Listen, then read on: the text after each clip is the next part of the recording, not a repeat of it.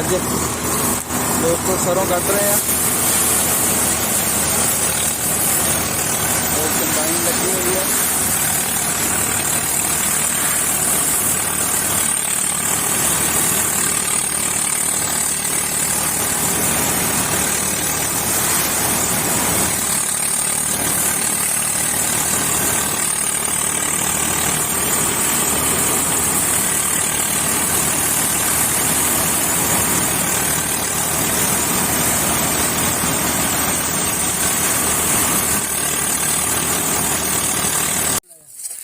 Combine रोकी थोड़ी देर ली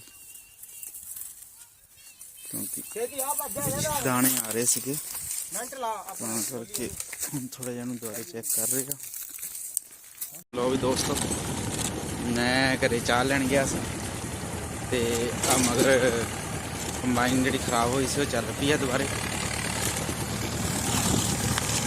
देख सकते हैं।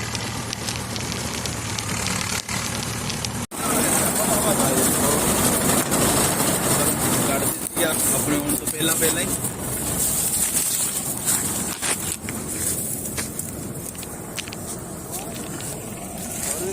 ठीक है भाई ठीक है।